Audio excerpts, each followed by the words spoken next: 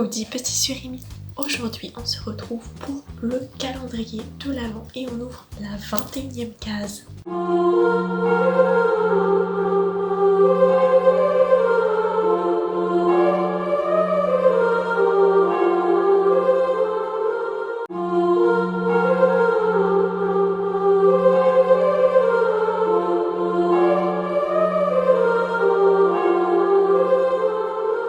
Oh my gosh!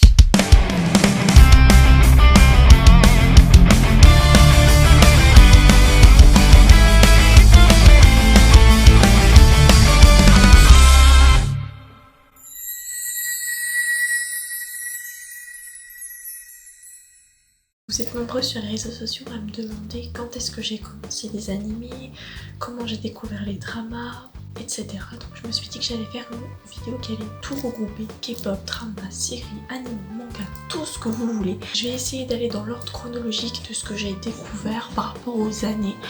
Il faut savoir qu'il y a peut-être parfois des incohérences parce que j'ai essayé de remonter loin, mais j'ai pas forcément des historiques de tout ce que j'avais, de tout ce que je regardais, de tout ce que je lisais, mais j'ai fait du mieux que je pouvais. J'espère que ça répondra à tes questions. Toi, ta seule mission, ce sera de liker la vidéo si tu l'as aimée et aussi de me dire en commentaire comment tu as découvert les dramas, les mangas, les séries, enfin bref, la passion que tu as, comment tu l'as découverte. J'ai un père qui a fait option japonais lorsqu'il était à la faculté et qui donc a toujours été fan de tout ce qui était arts martiaux, Bruce Lee, les films, les séries, les animés. Il regarde aussi des dessins animés assez anciens qui étaient des animés style Koldora ou Cobra, Senseiya également. Donc quand j'étais petite, déjà devant la télé en fait,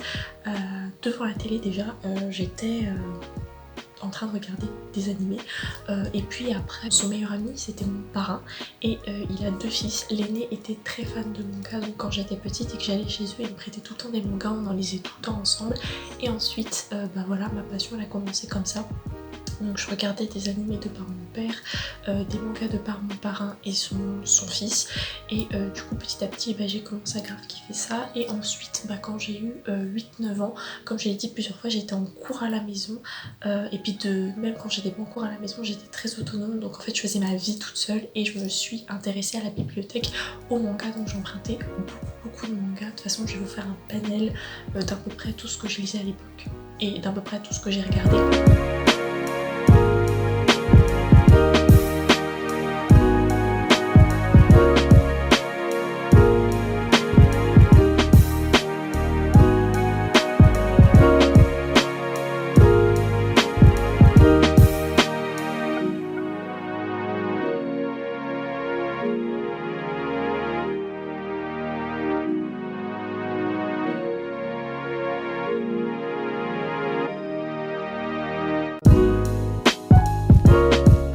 Mais voilà, je kiffais de ouf lire des mangas et comme il n'y avait pas tous les tomes et il n'y avait pas tout ce que je recherchais parce que à l'époque il y avait quand même beaucoup de shoujo et de shonen, mais je recherchais des trucs un peu plus horrifiques par exemple. D'ailleurs en roman je lisais Les Chairs de Poule. Et bien je me suis très vite dirigée vers les animés parce que je me suis dit que puisque j'avais pas d'argent et qu'il n'y avait pas tout ce que je voulais à la bibliothèque, les animés c'était le plus logique. Donc je regardais sur J1, à la télé, etc. avant de découvrir qu'il y avait des sites de streaming et des simulcasts, enfin bref voilà. Donc j'ai commencé vraiment très tôt, j'avais 3-4 ans et j'ai été en autonomie à partir de 7-8 ans, voilà.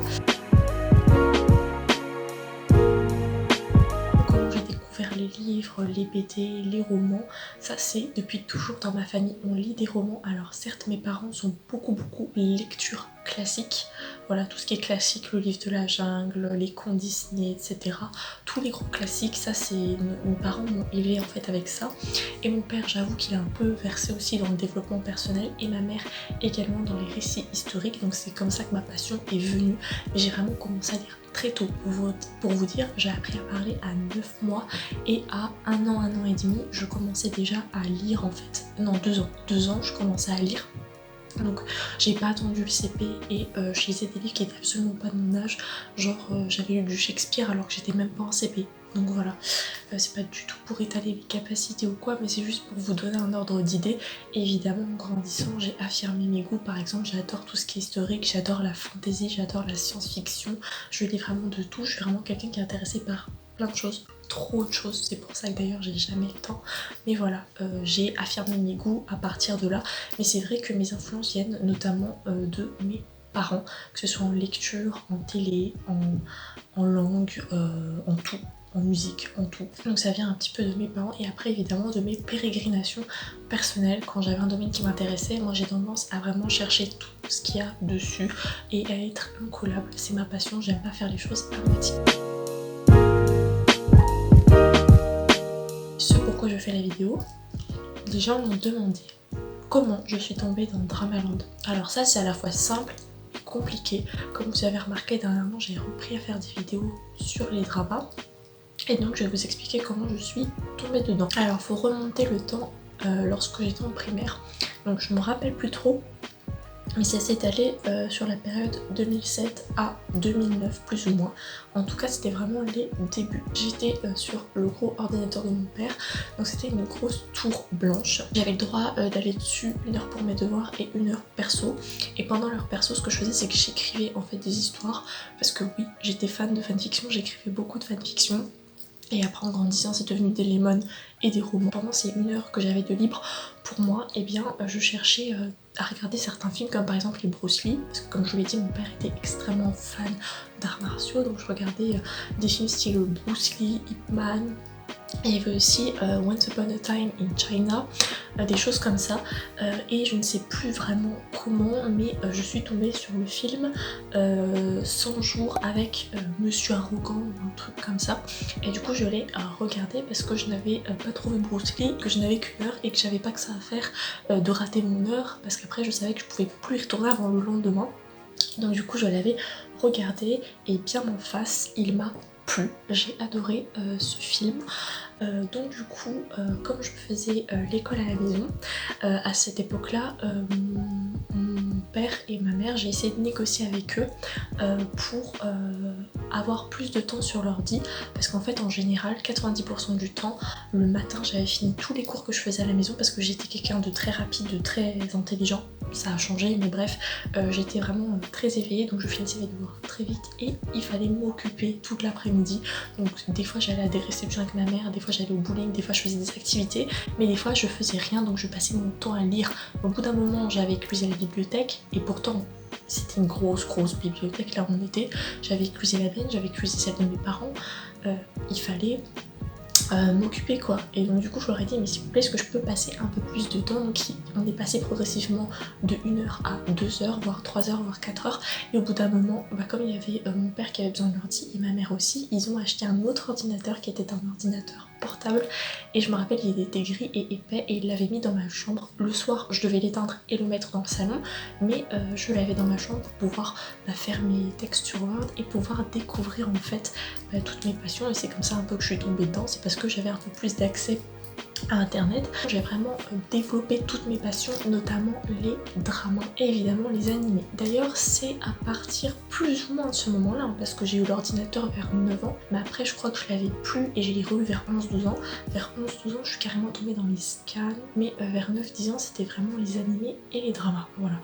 Mais beaucoup plus les dramas quand même vers 9 ans, parce que j'avais découvert un site génial et je passais ma vie entière dessus. Il y avait notamment Rakuten Viki qui était trop bien. Bon, avant que ça devienne comme Netflix, mais avant 90% de ce qui était dessus était gratuit, surtout si tu téléchargeais pas, que tu regardais donc en streaming. À l'époque j'avais plus ou moins une bonne connexion, donc ça allait. Et puis j'étais pas compulsive comme maintenant, genre je voyais un drama, je m'y intéressais, c'est pas je faisais des listes en mode il faut que je les vois, il faut que je les vois, il faut que je les vois. Donc c'était un peu au fil de mes recherches, je connaissais pas tout, alors que maintenant je peux me vanter que je connais quasiment tout. J'ai éclusé énormément les dramas. Je pense honnêtement que le drama qui a marqué cette période de ma vie c'est notamment Devil Beside You. Je suis désolée, je regarde un peu mes notes parce que ça remonte, hein. Je commence à être vieille. De la faire courte, c'est un mix entre À tous les garçons que j'ai aimés et Domestic Nakanojo. Oui, c'est un peu bizarre comme comparaison, mais ceux qui l'ont vu me comprendront. Et ce drama là, je ne sais pas pourquoi, parce qu'avec du recul il est pas si ouf que ça, mais à l'époque quand on avait que ça, franchement il était vraiment génial. Et c'est même à ce moment là que j'ai commencé mon premier blog sur Skyrock. Oui voilà, c'était la belle époque, hein. Voilà la belle époque.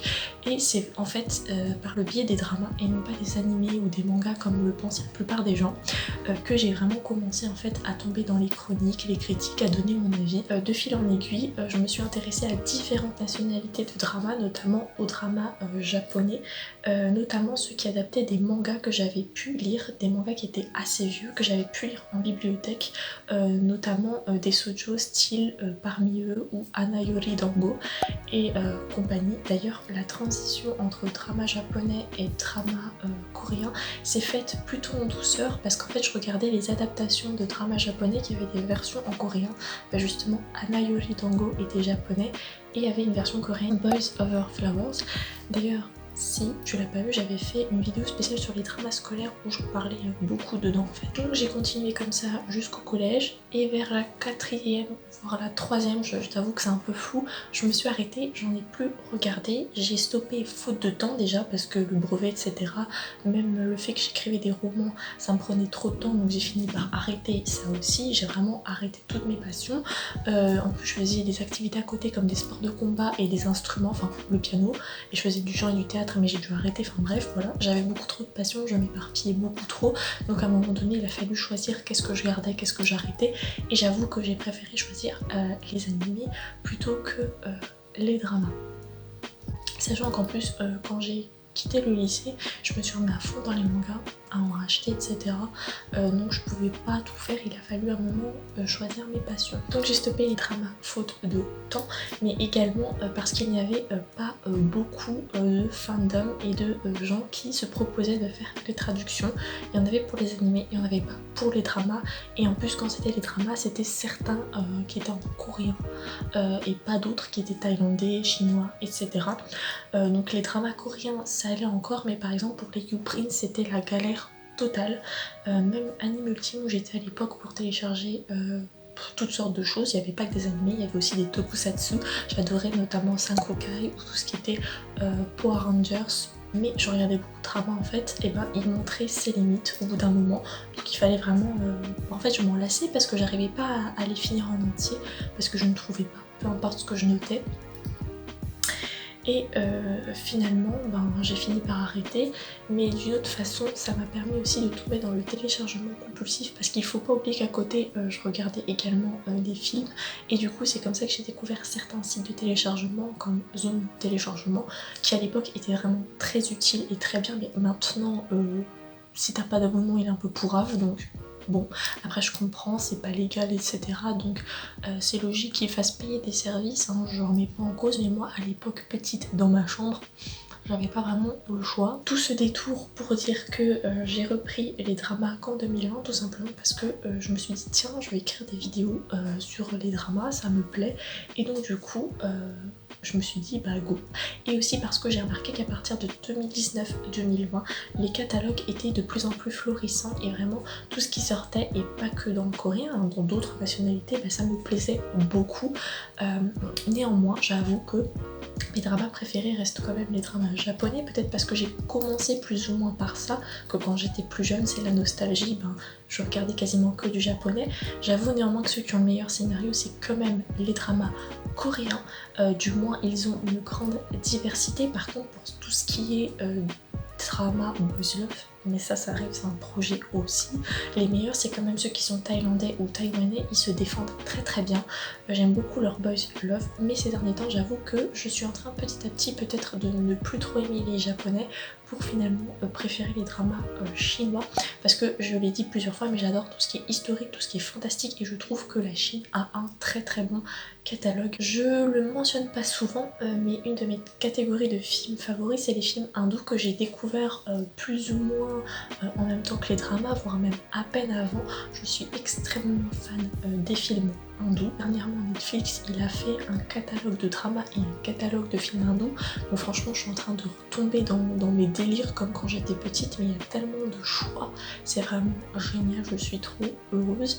Et je me suis rendu compte que j'étais plus du tout à jour sur plein de films, et je pense que ça va être le thème de mon marathon de l'été 2022, ça va être rattraper tous les films hindous que je n'ai pas vus depuis au moins 2010. Aujourd'hui je suis un peu plus diversifiée, hein, j'aime toutes sortes de films, hein. Notamment je viens de le dire, dire l'historique, le fantastique. En ce moment je sais pas ce qu'il y a, c'est peut-être le fait que ma mère elle est en train de regarder en ce moment qui me donne envie d'en revoir, ou le fait que j'ai trouvé un super site qui serait en complément de Netflix. Bon par contre il me semble qu'on peut pas télécharger avec les sous-titres, mais qu'on peut regarder avec des sous-titrages anglais pour 90% et des sous-titrages français pour 10% du site, mais c'est pas grave, tant que je peux les voir, moi je suis heureuse.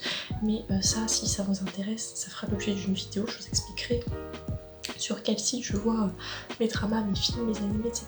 Parce qu'il y en a plein qui sont pas forcément connus, mais qui sont super, et je pense que ça mérite de s'attarder un petit peu là-dessus.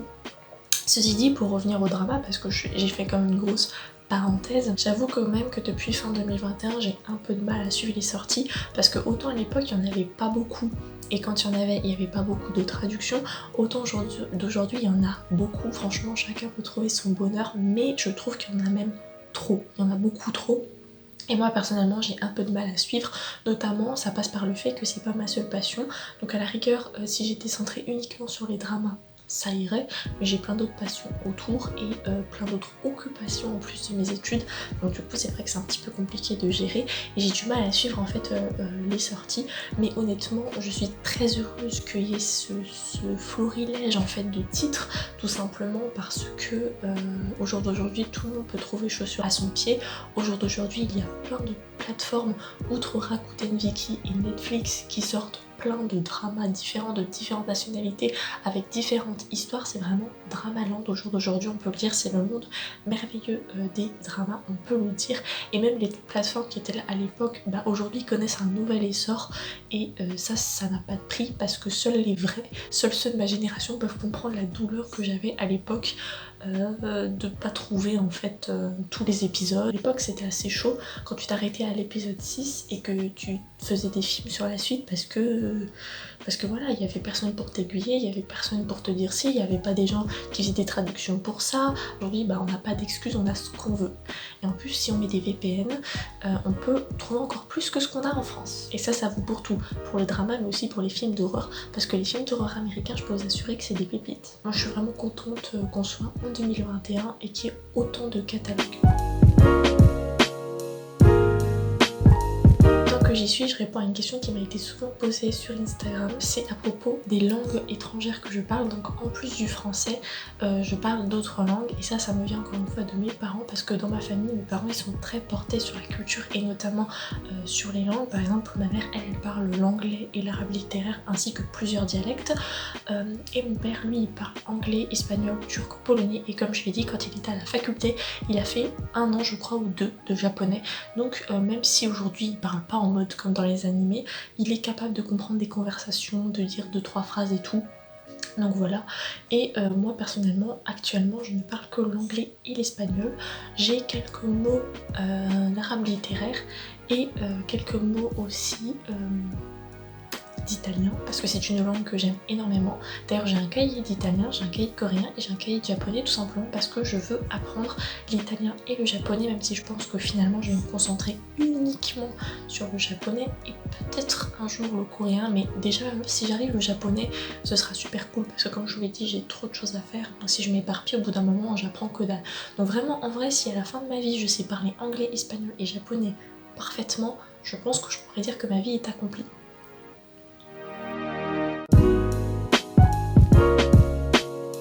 Il y a vraiment plein de genres de musique que j'écoute, mais celui que j'ai choisi d'aborder aujourd'hui c'est la K-music, tout simplement parce que c'est en lien avec les dramas et tu vas très vite comprendre pourquoi. Alors aujourd'hui en 2020-2021, 2022, j'écoute tout type de K-music, c'est du K-rap, du K-rock, de ce que tu veux. Mais c'est vrai que quand j'ai commencé uniquement par la K-pop, même si tu vas voir qu'au départ j'ai pas commencé par la Corée mais par le Japon. Tout simplement parce que quand j'ai arrêté les dramas à la fin du collège, je me suis remise à la K-pop à fond la caisse, et c'est à partir de la fin du collège que j'ai commencé à me diversifier. Mais quand j'étais plus jeune, c'était un genre que je suivais beaucoup et j'écoutais exclusivement de la pop coréenne. En tout cas du moins quand j'ai découvert la K-pop. Donc je l'ai découvert plus ou moins en 2007 si je dis pas de bêtises, donc à l'aube de la seconde génération. J'en avais déjà un petit peu entendu parler avant, mais je t'avoue que dans ma tête d'enfant, ça n'avait jamais fait sens et je m'étais pas plus intéressée que ça. Donc je crois que je l'avais déjà mentionné auparavant dans d'autres vidéos, mais il me semble, si je dis pas de bêtises, que c'est que je cherchais de la musique sur YouTube et plus précisément c'était de la J-pop parce que à l'époque, quand j'étais petite, j'écoutais de la musique classique, du métal, un tout petit peu de rock et surtout beaucoup de J-pop et beaucoup de visual kei. Je ne sais pas du tout comment je suis tombée dessus, mais je présuppose que c'est à force de regarder du métal que j'ai dû tomber sur le visual kei et par extension la J-pop, parce qu'à l'époque, enfin J-rock pardon, c'est pas de la J-pop, c'est de la J-rock, voilà, parce que j'écoutais beaucoup de rock et de métal, donc j'ai dû tomber par extension sur la J-rock et les visual kei. On a eu toute notre période de Tier Monsoon. Forcément, au bout d'un moment, l'Asie était pas très loin et qui dit J-pop dit Asie, qui dit Asie dit un peu plus tard la K-pop. Donc voilà, je cherchais du J-rock et je crois que j'ai eu une recommandation pour je ne sais plus quel groupe. Si je le retrouve, je vous le mettrai. Mais ça m'a marqué que c'était pas ce que j'avais l'habitude d'écouter, c'était une langue que je ne comprenais pas et pourtant j'avais été assez réceptive à la danse et aussi à la musique. Et de fil en aiguille, forcément je fais des recherches parce que je suis extrêmement curieuse et j'ai trouvé que c'était de la K-pop. Et à partir de ce moment-là, je n'ai pas lâché en fait, j'ai continué à en écouter, à faire des recherches. Je vais te faire une petite sélection de tout ce qui m'a marqué entre 2007 et 2010 à peu près, voire même après, parce qu'en fait j'en ai écouté une bonne partie de mon enfance et de ma préadolescence.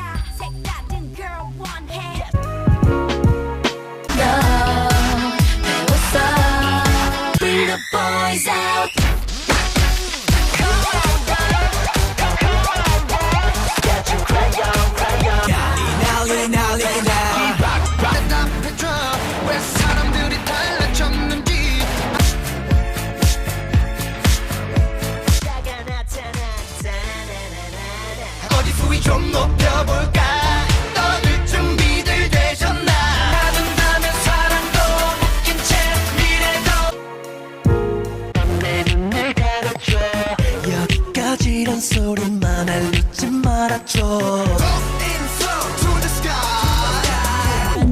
What's your name? Go hard, 우린 커피 없어 Bang, bang, bang 그래 울었어 내가 울었어 행복할 텐가 나를 둘러싼 덫에 걸려들 텐가 나쁜 건 또 누구보다 빨리 배우지 우리 두성이지만 회복하며 강해질 수 있는 나 눈치 볼 거 없잖아 빛이 나고 있잖아 They love me cause I'm real They love me cause I care comprends que dalle au coréen. Si j'ai un cahier de coréen, mais c'est vraiment histoire de si je fais un voyage en Corée, que je sache demander où est l'hôpital, comment ça va, ce que je veux commander et des trucs comme ça, tu vois, genre des trucs de base. Mais je compte pas vraiment apprendre le coréen, vraiment c'est le japonais moi que je veux apprendre et que je suis en train d'apprendre. Mon coup de cœur à l'époque c'était surtout pour Big Bang. J'ai une passion coupable pour Seungri et G-Dragon. C'est à ce moment-là que je m'étais lancée dans les covers. Bon, c'était absolument catastrophique, mais l'idée était là. Oui, j'étais plus ou moins précoce. Il y avait Yuna également, que moi, hein, je peux dire que je suis une vraie parce que je la connaissais à l'époque, hein, et j'ai pas attendu que Psy arrive faire son duo avec Yuna pour connaître Yuna et connaître la K-pop. Je suis très contente que Psy soit quand même arrivé parce qu'en fait, à l'époque, YouTube commençait à grandir et quand Psy est arrivé, c'est devenu la vidéo la plus vue en fait de tout YouTube et du coup, ça a permis la démocratisation de la K-pop et de la musique asiatique en général, notamment en France, parce qu'en France, on aime beaucoup l'Asie, hein. On est les premiers pays consommateurs de manga, on est un des pays préférés des idoles de K-pop quand ils viennent faire leur tournée. Donc vraiment je suis très contente qu'il y ait eu cette démocratisation là, mais moi je suis une vraie parce que je le connaissais avant. Surtout qu'à mon époque, ou du moins à l'époque où je l'avais découvert, la musique coréenne et la musique asiatique en général étaient assez critiquées aux infos. Ils étaient pas trop appréciés. Les fans c'était des gros cinglés, etc. Il y avait un très mauvais portrait qui en était peint, à tel point que quand j'ai avoué que j'aimais ça à mes parents, ils étaient plus d'accord que j'écoute du métal, quitte à être un petit peu vue comme une sataniste, même si évidemment on est d'accord que les métallos ne sont pas forcément satanistes, hein, plutôt que d'écouter de la K-pop comme une hystérique qui allait atterrir à la salpêtrière. Je n'ai pas lâché l'affaire, évidemment, je suis têtue comme une ânesse, et en plus quand j'ai découvert EXO, là c'était fini, c'en était fini de moi. Je savais que la K-pop allait faire partie intégrante de ma vie pendant longtemps. Donc je n'ai eu de cesse d'écouter de la K-pop, notamment EXO, jusqu'à notamment 2013.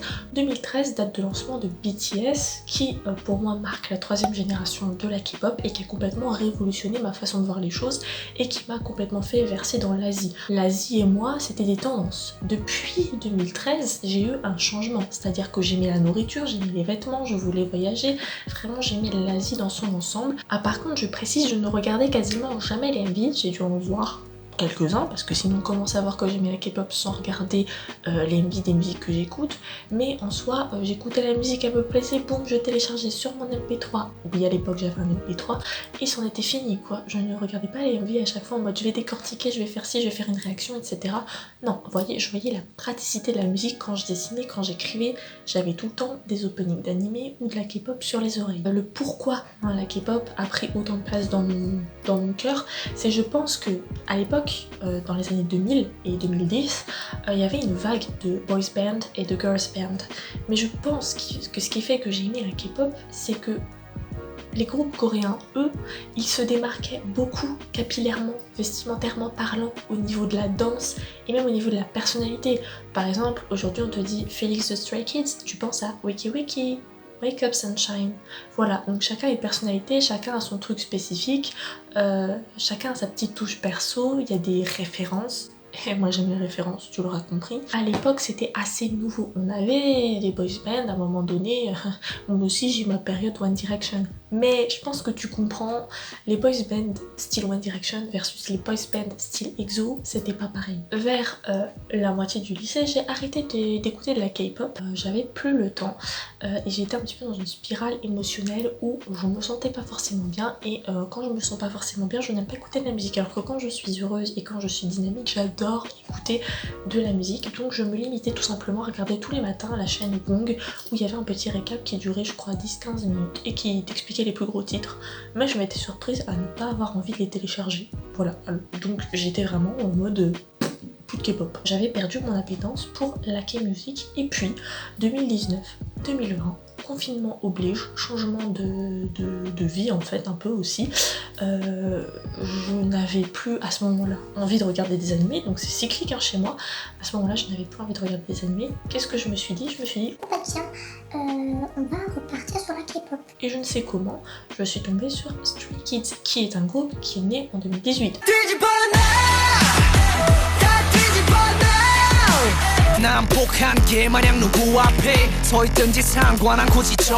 Je tiens à le préciser, moi je l'ai découvert en fin 2019, début 2020.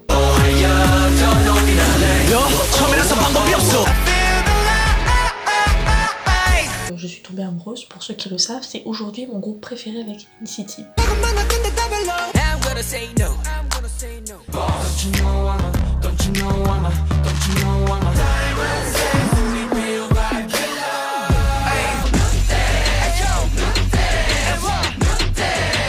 Et donc à partir de là, je suis retombée dans la K-pop et je me suis même diversifiée puisque comme je vous l'ai dit, j'écoute du jazz, du rap coréen, enfin bref, j'écoute vraiment tout maintenant et c'est un genre qui a carrément remplacé le métal.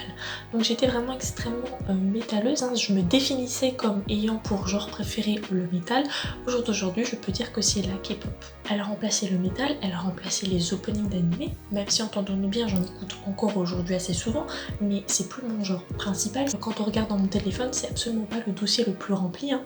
Et ça a remplacé aussi le nightcore qui m'a occupée pendant tout le collège, honnêtement, je l'avoue. Et particularité, c'est que j'ai décidé d'associer ma passion de la K-pop aux vidéos YouTube et donc je regarde toutes les sorties et je regarde aussi les MV maintenant. C'est de plus en plus qualitatif, je comprends pas comment je faisais pour ne pas en regarder avant. Et pourquoi j'ai choisi de parler de la section K-pop après la section drama alors que j'ai découvert la K-pop à peine avant les dramas? Les dramas alimentent mon inspiration K-pop parce que tout simplement quand je regarde un drama, ce qui me choque, et que ce soit un drama ou une série ou un animé ou autre, c'est les musiques. Je suis très fan de musique, vraiment. Je pense dans mon starter pack on peut mettre le terme musique. Je suis une femme qui aime la musique, c'est l'essence de ma vie. Les OST de drama me permettent de me détendre, de découvrir des nouvelles musiques de K-pop et inversement le fait de regarder de la K-pop me permet de réalimenter ma passion pour les dramas, donc c'est un petit peu un cercle vicieux, une symbiose comme en SVT. Pour revenir sur la J-pop et le visual kei, j'en écoute plus vraiment à l'heure actuelle. Alors j'ai encore des musiques sur mon téléphone mais c'est pas quelque chose où je suis à jour, c'est pas quelque chose que je réécoute à fond maintenant, et si ça t'intéresse je pourrais quand même faire une vidéo sur les anciens groupes de K-music que j'écoutais, que je préférais, et aussi sur les musiques de J-pop et de visual kei que je suivais aussi, parce qu'il y a quand même pas mal de choses que je suivais à l'époque. Et puis moi je pense que ça me fera plaisir de repartir en mode nostalgie. Évidemment j'ai changé, j'ai acquis en maturité, et bah forcément mes goûts en K-pop ils ont aussi évolué, mais je pense, et là j'ai une certitude, que plus jamais je ne me lasserai de la K-music. Vraiment je pense que ça y est, j'ai trouvé mon dada, j'ai trouvé mon kiff, et la K-pop j'en écouterai jusqu'à ce que je meure je pense. La K-pop aussi m'a permis de tomber dans les fandoms et c'est sur cette transition que je vais te parler des séries. Tout simplement parce que quand j'étais petite, je jouais un petit peu à Amour Sucré, il y avait des fandoms, j'étais aussi sur des fandoms de K-music, je faisais des fanfictions donc j'étais aussi sur des fandoms. Après j'ai découvert la plateforme Wattpad, ensuite il y a eu Webtoon, et donc du coup de fil en aiguille je suis tombée sur plein de fandoms et notamment des gens qui ont... Il y a eu une mode où les gens écrivaient sur des séries et des films, Twilight, Vampire Diaries, True Blood, et même les Marvel, bon même si les Marvel, des fois ça a des délires un petit peu LGBT, un petit peu ecchi, etc. Du coup, je suis retombée dans les séries. Alors, petite, j'en regardais 2-3 quand j'avais 3-4 ans, les gros classiques en mode Charmed par exemple, mais j'en faisais pas une folie, hein, ça se comptait sur les doigts des mains.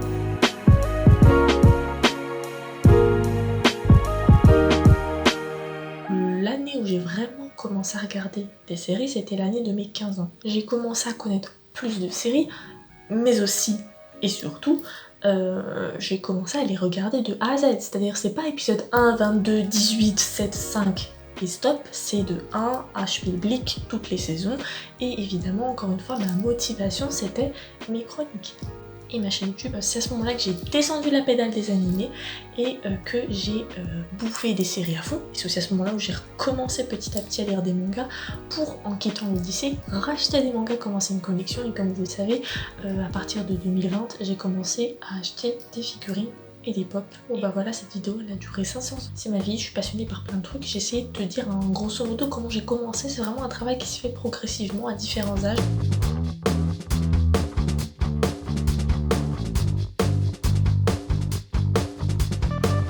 Finalement je me suis rendu compte que j'avais trop de choses à dire. Passe une bonne journée, passe une bonne soirée. Ciao ciao.